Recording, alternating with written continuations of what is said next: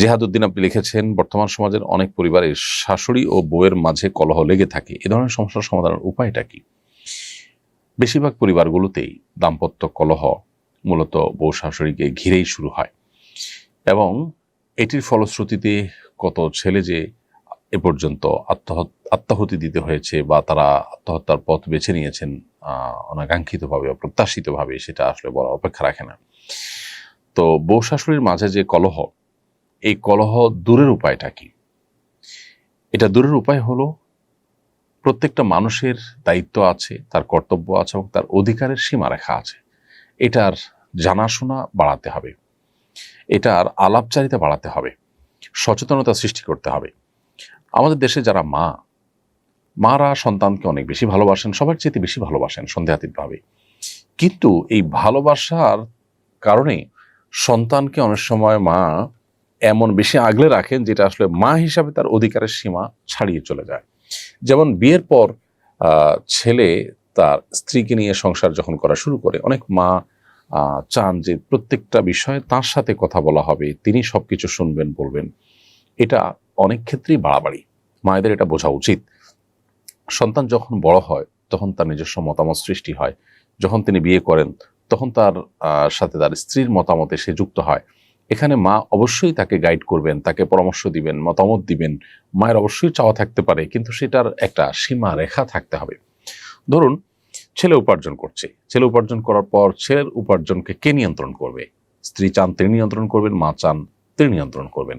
আর শরিয়া চায় যিনি উপার্জন করছেন তিনি তার উপার্জনকে নিয়ন্ত্রণ করবেন। সন্দেহাতীতভাবে মায়ের প্রতি রেসপেক্ট থাকবে, মায়ের পরামর্শকে সর্বোচ্চ আমল নেওয়ার চেষ্টা করবেন, আর স্ত্রীর যা পাওনা প্রাপ্য আছে সেগুলো দিবেন, এবং তিনিও কোনো যৌক্তিক পরামর্শ দৃষ্টিকে আমল নেওয়ার চেষ্টা করবেন। কিন্তু দিন শেষে সিদ্ধান্ত নেওয়ার ক্ষমতা ইসলাম দিয়েছে যিনি উপার্জন করেছেন তাকে।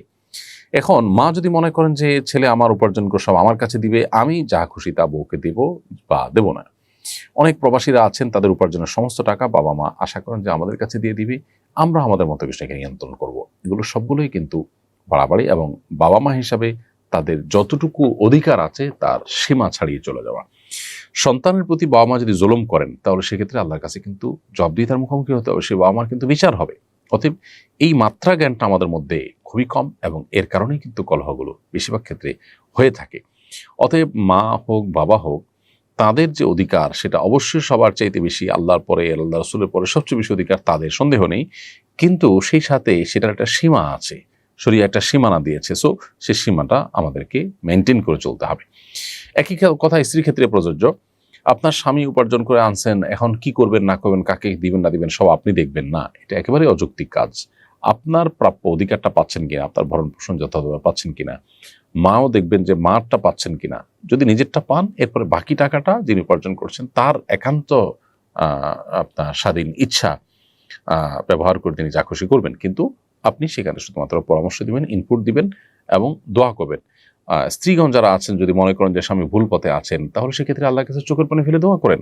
আল্লাহ তো সবকিছু করতে পারেন, আপনি আপনার চেষ্টা করেন, কিন্তু এটা নিয়ে ঝগড়াঝাটি করে বাড়াবাড়ি করে মনোমালিন্য তৈরি করলে তা কারোর জন্য কল্যাণকর হয় না। অতএব এই যে আমাদের যার যার পাওনার সীমারেখা, এটা আমাদের বোঝা উচিত। এবং সেই সাথে দুনিয়া দিন শেষে এখানে আমাদের চাওয়াগুলো সব পূরণ হয়ে যাবে। আমি যা চাইবো সব আমার মন মতোই হতে হবে, না হলে আমি ডিপ্রেসড হয়ে যাব, আমি অনেক বেশি অস্থির হয়ে যাব।